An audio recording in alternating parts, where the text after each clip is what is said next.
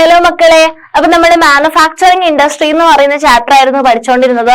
അതിനകത്ത് നമ്മൾ ജൂട്ട് പഠിച്ചു, കോട്ടൺ പഠിച്ചു, അതുപോലെ തന്നെ അയൺ ആൻഡ് സ്റ്റീൽ ഇൻഡസ്ട്രി പഠിച്ചു, പിന്നെ നമ്മൾ അലൂമിനിയത്തിന്റെ പഠിച്ചു അല്ലെ, അലൂമിനിയം സ്മെൽറ്റിംഗ് പഠിച്ചു. അപ്പം ഇത്രയും കാര്യങ്ങൾ പഠിച്ചു. അത് കൂടാതെ ഒരുപാട് കാര്യങ്ങൾ അല്ലെ, അതിന്റെ ക്ലാസിഫിക്കേഷൻ ആണെങ്കിലും ലൊക്കേഷൻ എങ്ങനെയാണ് ചൂസ് ചെയ്യുന്നതും ഇങ്ങനത്തെ കാര്യങ്ങളൊക്കെയാണ് നമ്മൾ ഇതുവരെ ഡിസ്കസ് ചെയ്ത് എത്തിയത്.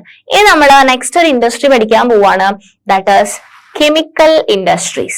Okay, chemical industries. The chemical industry in India is fast growing and diversifying. Okay, chemical industry എന്ന് പറയുന്നത് ഗ്രോ ചെയ്തുകൊണ്ടിരിക്കുന്ന ഒരു ഇൻഡസ്ട്രി ആണ്. And it contributes approximately 3% of the GDP. നമ്മുടെ രാജ്യത്തിന്റെ GDP-യിലേക്ക് 3% കോൺട്രിബ്യൂട്ട് ചെയ്യുന്നത് ഈ ഒരു കെമിക്കൽ ഇൻഡസ്ട്രി ആണ്. It is the third largest in Asia and occupies the 12th place in the world in terms of its size. അപ്പം വളരെ നല്ല രീതിയിൽ ഗ്രോ ചെയ്തു പോകുന്ന ഒരു ഇൻഡസ്ട്രിയാണ് കെമിക്കൽ ഇൻഡസ്ട്രി എന്ന് പറയുന്നത് അല്ലെ. Chemical industry contributes approximately 3% of the GDP. It is the third largest in Asia and occupies the 12th place in the world in terms of its size. അപ്പൊ അത് വേൾഡില് 12th പ്ലേസിലാണ് നിൽക്കുന്നത് അതിന്റെ സൈസിനനുസരിച്ചിട്ട്. It comprises both large and small scale manufacturing units. Large സ്കെയിലും small സ്കെയിലും വരുന്നുണ്ട് എന്തില്, കെമിക്കൽ ഇൻഡസ്ട്രിയില്. Comprises both large and small scale manufacturing units. Rapid growth has been recorded in both inorganic and organic sectors. അപ്പം organic സെക്ടറും ഉണ്ട്, inorganic സെക്ടറും ഉണ്ട്. Organic sector എന്ന് പറയുമ്പോൾ മെയിൻ ആയിട്ട് കെമിക്കൽസില് ഓർഗാനിക് സെക്ടർ എന്ന് പറയുന്നത് കാർബൺ എന്ന് പറയുന്ന അല്ലെ, നിങ്ങൾ കേട്ടിട്ടുണ്ടാവും അല്ലെ, കാർബൺ എന്ന് പറയുന്ന ഒരു എലമെന്റ് അല്ലെ. കാർബൺ എന്ന് പറയുന്ന എലമെന്റ്, അതിന്റെ കോമ്പൗണ്ട്സ്, അങ്ങനെ കാർബൺ വെച്ച് ഫോം ചെയ്യുന്ന സെക്ടറിനെയാണ് നമ്മൾ ഓർഗാനിക് സെക്ടർ എന്ന് പറയുന്നത്. ആൻഡ് ഇനോർഗാനിക് അല്ലെ, കാർബണിന്റെ ഒരു ഇൻഫ്ലുവൻസ് അല്ലെങ്കിൽ കാർബൺ അടങ്ങാത്ത എലമെന്റുകളുടെ ഒരു സെക്ടറാണ് ഇനോർഗാനിക് സെക്ടർ. അപ്പം കെമിക്കൽ ഇൻഡസ്ട്രി എന്ന് പറയുന്നത് ഫാസ്റ്റ് ഗ്രോയിങ് ആൻഡ് ഡൈവേഴ്സിഫൈങ് ആയിട്ടുള്ള ഒരു ഇൻഡസ്ട്രി ആണ്. Contributes approximately 3% of the GDP. Third largest in Asia അല്ലെ, ഏഷ്യയിൽ നോക്കുമ്പോൾ തേർഡ് ലാർജസ്റ്റ് ഇൻഡസ്ട്രി ആണ്. And occupies the 12th place in the world in terms of its size. Comprises both large and small scale manufacturing units ഉണ്ട്. Rapid growth has been recorded in both organic and inorganic sectors. അപ്പൊ chemical industries രണ്ട് sectors ആണുള്ളത്. ഏതാണ്? Organic ഉണ്ട്, അതുപോലെ തന്നെ ഏതുമുണ്ട്, ഇനോർഗാനിക്കും ഉണ്ട്. Okay, yes. Inorganic chemicals include ഏതൊക്കെയാണ്? ഇനോർഗാനിക് കെമിക്കൽ എന്ന് പറഞ്ഞു കഴിഞ്ഞാല് കാർബൺ എന്ന് പറയുന്ന എലമെന്റ് ഇല്ലാത്ത സെക്ടർ. ഇനോർഗാനിക് കെമിക്കൽ എന്ന് പറയുന്നത് സൾഫ്യൂരിക് ആസിഡ്, നിങ്ങൾ കേട്ടിട്ടുണ്ടാവും അല്ലെ. സൾഫ്യൂരിക് ആസിഡ് എങ്ങനെ എഴുതുക? H2SO4 അല്ലെ. സൾഫ്യൂരിക് ആസിഡ് H2SO4 എന്ന് പറയുന്നത് അതിനകത്ത് കാർബൺ ഇല്ല. Use to manufacture. സൾഫ്യൂരിക് ആസിഡിന്റെ യൂസ് എന്തൊക്കെയാ? സൾഫ്യൂരിക് ആസിഡ് എന്ന് പറയുന്ന കെമിക്കൽ, ഇനോർഗാനിക് കെമിക്കൽ വെച്ചിട്ട് നമ്മൾ എന്തൊക്കെ കാര്യങ്ങളാ ചെയ്യുന്നത്? മാനുഫാക്ചർ, ഫെർട്ടിലൈസേഴ്സ് ഉണ്ട്, സിന്തറ്റിക് ഫൈബേഴ്സ്, പ്ലാസ്റ്റിക്സ് അല്ലെ. Fertilisers, synthetic fibres, plastics, adhesives, paint, dyestuffs, ഇതൊക്കെ ഉണ്ടാക്കാൻ വേണ്ടിയിട്ട് ഹെൽപ്പ് ചെയ്യുന്ന ഒരു കെമിക്കൽ, ഇനോർഗാനിക് കെമിക്കൽ ആണ് സൾഫ്യൂരിക് ആസിഡ് എന്ന് പറയുന്നത്. പിന്നെ നൈട്രിക് ആസിഡ് നിങ്ങൾ കേട്ടിട്ടുണ്ടാവും അല്ലെ. നൈട്രിക് ആസിഡ് എന്താ? HNO3 അല്ലെ. HNO3 നൈട്രിക് ആസിഡ് ആണ്. Alkalis, soda ash. Soda ash എന്തിനു വേണ്ടിയിട്ടാണ് യൂസ് ചെയ്യുന്നത്? Use to make glass, soaps and detergents, paper and caustic soda. അപ്പം ഇത്രയുമാണ് ഇനോർഗാനിക് കോമ്പൗണ്ട്സിൽ അല്ലെങ്കിൽ ഇനോർഗാനിക് കെമിക്കൽസിൽ മെയിൻ ആയിട്ട് വരുന്ന ആൾക്കാര്. സൾഫ്യൂരിക് ആസിഡ് ഉണ്ട്, നൈട്രിക് ആസിഡ് ഉണ്ട്, ആൽക്കലീസ്, സോഡ ആഷ്, അതുപോലെ തന്നെ സോപ്പ്, ഡിറ്റർജൻസ്, കാസ്റ്റിക് സോഡ. അപ്പം ഇതൊക്കെയാണ് സ്പ്രെഡ് ഓവർ ദി കൺട്രി അല്ലെ, വെറൈറ്റി ആയിട്ട് രാജ്യത്ത് മൊത്തത്തിലുണ്ട്. ഇനി ഓർഗാനിക്, ഞാൻ പറഞ്ഞു ഓർഗാനിക് എന്ന് പറയുമ്പോൾ കാർബൺ അടങ്ങിയിട്ടുള്ളതായിരിക്കും അല്ലെ. Organic chemicals include petrochemicals which are used for manufacturing synthetic fibers, synthetic rubber, plastics, dyestuffs, drugs and pharmaceuticals. അപ്പം ഫാർമസ്യൂട്ടിക്കൽസ്, ഡ്രഗ്സ് ആൻഡ് ഫാർമസ്യൂട്ടിക്കൽസിലൊക്കെ യൂസ് ചെയ്യുന്നത് ഓർഗാനിക് കെമിക്കൽസ് ആണ്. ഓർഗാനിക്കും ഇനോർഗാനിക്കും. Okay, so organic chemical plants are located near all refineries or petrochemical plants. The chemical industry is its own largest consumer, and basic chemicals undergo processing to further produce their chemicals that are used for industrial application, agriculture or directly for consumer markets. അപ്പം basic chemicals undergo processing to further produce other chemical. Basic chemicals process ചെയ്തിട്ട് വേറെ chemicals ഉണ്ടാക്കും. ആ chemicals നമുക്ക് industrial ആപ്ലിക്കേഷനും അഗ്രികൾച്ചറിനും അല്ലെങ്കിൽ consumer മാർക്കറ്റ്സിൽ direct ആയിട്ടും apply ചെയ്യാൻ വേണ്ടിയിട്ട് പറ്റും. അപ്പം കെമിക്കൽ ഇൻഡസ്ട്രിയിലാണ് അത്രയാണ് പറയാനുള്ളത്. കെമിക്കൽ ഇൻഡസ്ട്രീസിൽ മെയിൻ ആയിട്ട് ഓർഗാനിക് ആൻഡ് ഇനോർഗാനിക് ഇൻഡസ്ട്രി അല്ലെ. ഇനി നമ്മൾ നെക്സ്റ്റ് നോക്കുന്നതാണ് that is fertiliser industry. Fertilizer industry. Fertilizer industry, the fertilizer industry is centered around the production of nitrogenous fertilizers. Fertilizers ആണ് ഫോം ചെയ്യുന്നത് മെയിൻലി യൂറിയ. നൈട്രോജിനസ് ആയിട്ടുള്ള fertilisers, mainly urea പോലെയുള്ള nitrogenase fertilisers ഉണ്ടാക്കാൻ വേണ്ടിയിട്ടാണ് ഫെർട്ടിലൈസർ ഇൻഡസ്ട്രി മെയിൻ ആയിട്ട് target ചെയ്യുന്നത്. പിന്നെയോ അതുപോലെ തന്നെ വേറെ ഉണ്ടല്ലോ ഫോസ്ഫേറ്റിക് fertilizers, ammonium phosphate and complex fertilizers which have a combination of nitrogen, phosphorus and potassium. Okay, അപ്പം ഇത്രയും കാര്യങ്ങളാണ് ഫെർട്ടിലൈസർ ഇൻഡസ്ട്രിയിൽ യൂസ് ചെയ്യുന്നത്. Mainly urea, nitrogenous fertilisers, phosphatic fertilisers, ammonium phosphate and complex fertilisers which have combination of nitrogen, phosphate and potassium. Potash is entirely imported as the country does not have any reserves of commercially usable potash or potassium compounds in any form. നമ്മൾ potassium അല്ലെങ്കിൽ potash നമുക്ക് ആവശ്യമുണ്ട്. Fertiliser ഇൻഡസ്ട്രിയിൽ വളരെ ആവശ്യമുള്ള ഒരു element ആണ് potash എന്ന് പറയുന്നത്. പക്ഷെ നമുക്ക് നല്ല രീതിയിലുള്ള ഒരു അല്ലെങ്കിൽ നമുക്ക് യൂസ് ചെയ്യാൻ പറ്റുന്ന രീതിയിലൊരു പൊട്ടാഷിന്റെ ഒരു സോഴ്സ് നമുക്ക് ഇന്ത്യയിൽ ഇല്ല. അപ്പൊ നമ്മൾ എന്താ ചെയ്യുക? നമ്മുടെ സ്ഥലത്തൊന്നും ഇല്ലെങ്കിൽ നമ്മൾ എന്ത് ചെയ്തെടുക്കും? ഇമ്പോർട്ട് ചെയ്ത് എടുക്കും. So potash is entirely imported as the country does not have any reserves of commercially usable potash or potassium compounds in any form. And India is the third largest producer of nitrogenous fertilizer. അപ്പം India nitrogenase fertilisers produce ചെയ്യുന്നതിൽ എത്രാമത്തെ പൊസിഷനിലാണുള്ളത്? Third largest producer ആണ്. Okay, third largest producer of nitrogenous fertilizers, and there are 57 fertilizer unit manufacturing nitrogenous and complex nitrogenous fertilizers, 29 for urea and 9 for producing ammonium sulfate as a byproduct, and 68 other small units produce single super phosphate. അപ്പം ഇത്രയും നമ്മുടെ രാജ്യത്ത് എങ്ങനെയാണ് ഈ ഫെർട്ടിലൈസേഴ്സിന്റെ ഈ ഒരു production വേണ്ടിയിട്ട് എത്ര നമ്പറിൽ എത്ര സെറ്റിംഗ്സ് ആണുള്ളതെന്നാണ് ഞാനിപ്പോ പറഞ്ഞിരിക്കുന്ന കൗണ്ട്. നോക്കിക്കേ നിങ്ങൾ, 57 fertiliser units manufacturing nitrogenous and complex nitrogenous fertilisers, 29 for urea and 9 for producing ammonium sulfate as a byproduct, and 68 other small units produce single super phosphate. At present there are 10 public sector. അപ്പൊ public sector എന്ന് പറഞ്ഞാൽ ഗവൺമെന്റിന്റെ ഇതിൽ വരുന്ന sector ആണല്ലേ. അപ്പൊ 10 ആണുള്ളത് public sector undertakings and 1 in cooperative sector at Hazira in Gujarat undertake the Fertilizer Corporation of India. അപ്പം 10 പബ്ലിക് സെക്ടറിലുള്ളത്, 1 കോപ്പറേറ്റീവ് സെക്ടറിൽ ഉള്ളത്. Okay, after the Green Revolution the industry expanded to several other parts of the country. Green revolution കഴിഞ്ഞതിന് ശേഷം അല്ലെ ഒരുപാട് expand ചെയ്തു അല്ലെ, fertiliser industry expand ചെയ്തു.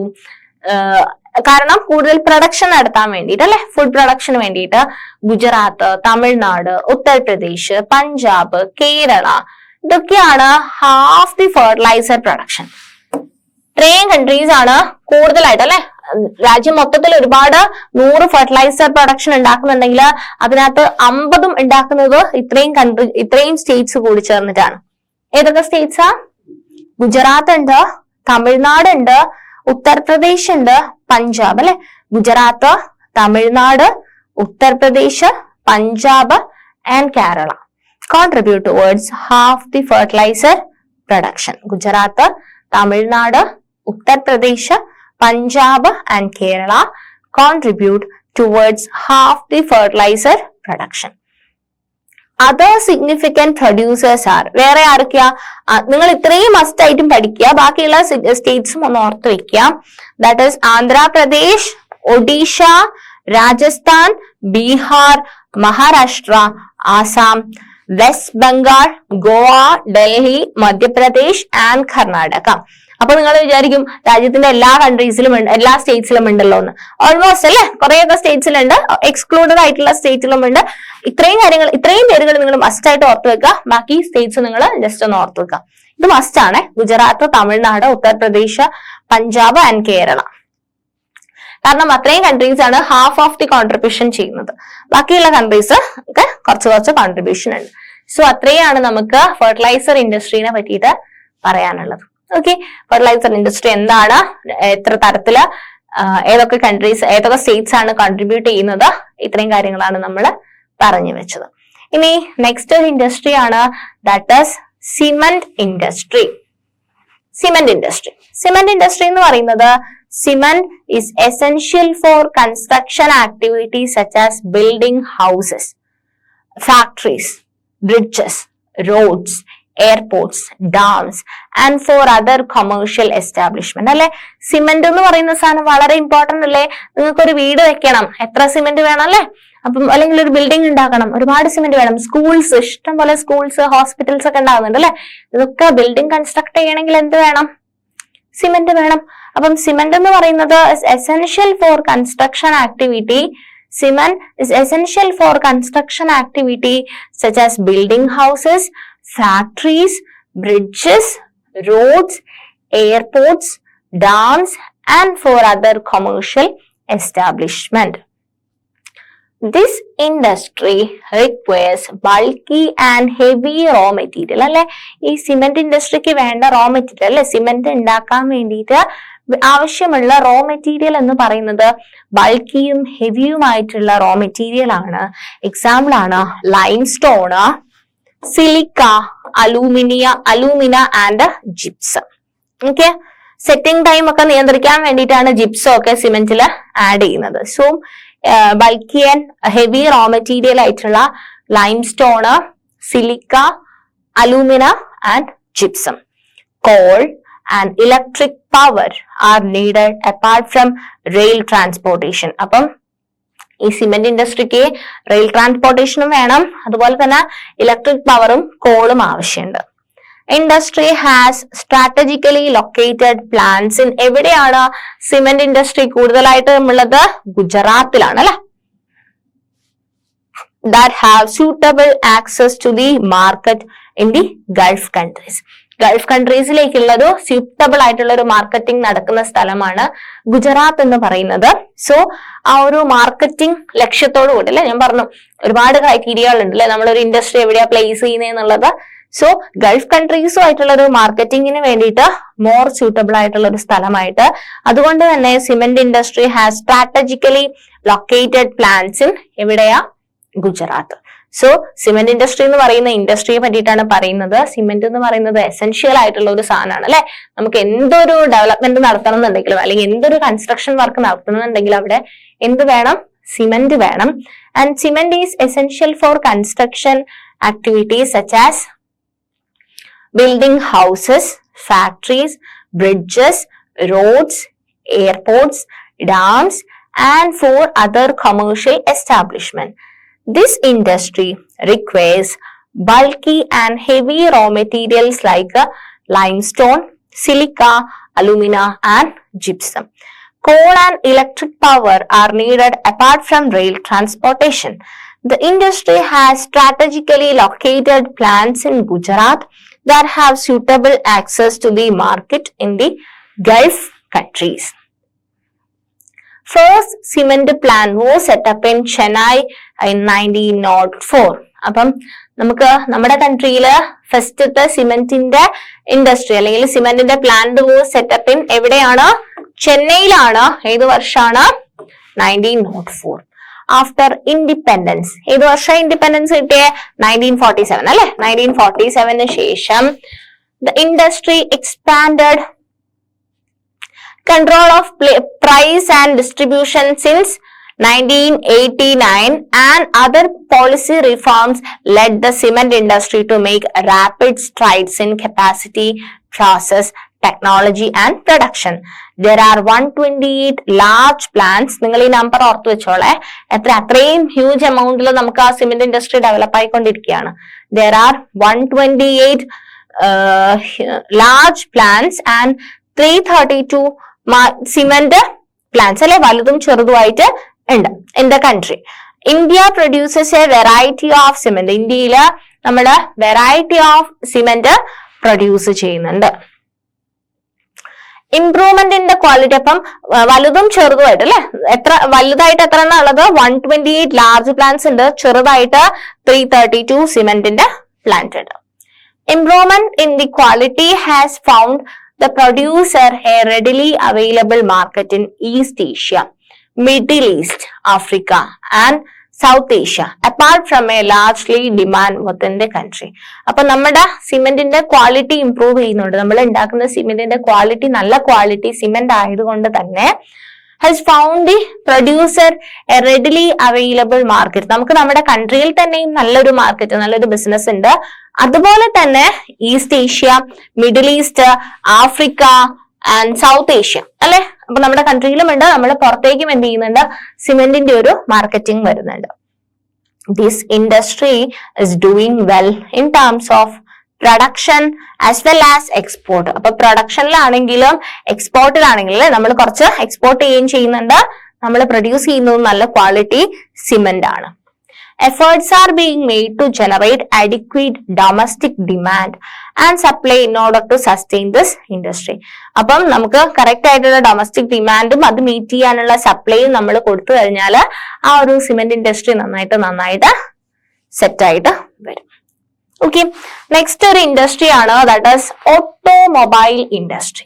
ഓട്ടോമൊബൈൽ ഇൻഡസ്ട്രി എന്ന് പറയുന്നത് automobiles provide vehicle for quick transport of goods services. അപ്പം ക്വിക്ക് ട്രാൻസ്പോർട്ടിന് വേണ്ടിയിട്ടാണ് ഓട്ടോമൊബൈൽസ് നമ്മളെ ഹെൽപ്പ് ചെയ്യുന്നത്. And passengers, truck, bus, car, motor cycle, scooters, 3-wheelers, multi-utility vehicles are manufactured in India at various centers. അല്ലെ, നമ്മുടെ ഇന്ത്യയിൽ common ആയിട്ട് use ചെയ്യുന്ന vehicles ഏതൊക്കെയാണ്? 2-wheeler ഉണ്ട്, 3-wheeler ഉണ്ട്, 4-wheeler ഉണ്ട് അല്ലെ. And motor cycle, scooters, 3-wheelers, multi-utility vehicle ഉണ്ട്, ട്രക്ക് ഉണ്ട്, ബസ് ഉണ്ട്, അങ്ങനെ കുറെ വെഹിക്കിൾസ്. അതൊക്കെയാണ് ഓട്ടോമൊബൈൽ ഇൻഡസ്ട്രിയിൽ വരുന്നത്. ഇന്ത്യയുടെ പല സ്ഥലത്തു നിന്നും എന്ത് ചെയ്യുന്നുണ്ട്? ഇതിന്റെ പ്രൊഡക്ഷൻ ഉണ്ടാവുന്നുണ്ട്. After the liberalisation, coming in of new and contemporary models stimulated the demand for vehicles in the market, which led to the healthy growth of the industry, including passenger cars, 2 and 3-wheelers. This industry has experienced a quantum jump in less than 15 years. അല്ലെ, പെട്ടെന്നാണ് ഒരു jump വന്നത്. And foreign direct investment brought in new technology and allied the industry with the global development. Global development ഉണ്ടാക്കിയിട്ടുള്ള ഒരു industry ആണ് automobile industry എന്ന് പറയുന്നത് അല്ലെ. പെർ ഡേ എന്താണ് പുതിയ മോഡൽസ് ഒക്കെ ഇറങ്ങുന്നുണ്ട് അല്ലെ. At present, there are 15 manufacturers of passengers cars and multi-utility vehicles, 9 of commercial vehicles, 14 of the 2 and 3-wheelers. The industry is located around Delhi, Gurgaon, Mumbai, Pune, Chennai, Kolkata, Lucknow, Indore, Hyderabad, Jamshedpur and Bengaluru. അപ്പം ഇത്രയും സ്ഥലങ്ങളിലാണ് ഇതിന്റെ ഒരു എന്താ പറയുന്നത് industry locate ചെയ്തിട്ടുള്ളത്. So ഇത്രയും കാര്യങ്ങളാണ് നമുക്ക് ഈ ഒരു സെഷനിൽ ഡിസ്കസ് ചെയ്യാനുണ്ടായിരുന്നത്. നമ്മള് കെമിക്കൽസ്, ഫെർട്ടിലൈസേഴ്സ് അല്ലെ, ഫെർട്ടിലൈസേഴ്സ് ഇൻഡസ്ട്രി പറഞ്ഞു, അതുപോലെ തന്നെ വേറെ ഓട്ടോമൊബൈൽ പറഞ്ഞു, സിമെന്റ് പറഞ്ഞു അല്ലെ. അപ്പം ഇത്രയും കാര്യങ്ങളാണ് നമ്മൾ ഈ ഒരു സെഷനിൽ ഡിസ്കസ് ചെയ്തത്. ഇനി കുറച്ച് കാര്യങ്ങളും കൂടെ അതുപോലെ തന്നെ ഓരോ ഇൻഡസ്ട്രിയും ഉണ്ടാക്കുന്ന നമ്മൾ ഇൻഡസ്ട്രിയിൽ വലിയ വലിയ ഡെവലപ്മെന്റും കാര്യങ്ങളൊക്കെ പറയുന്നുണ്ട് അല്ലെ. ഓരോ ഇൻഡസ്ട്രിയും ഇങ്ങനെ ഡെവലപ്ഡ് ആയി എന്ന് പറയുമ്പോഴും ഈ ഇൻഡസ്ട്രി നമുക്ക് എന്തെങ്കിലുമൊക്കെ പൊല്യൂഷൻ തരാനുള്ള ചാൻസ് ഉണ്ട് അല്ലെ.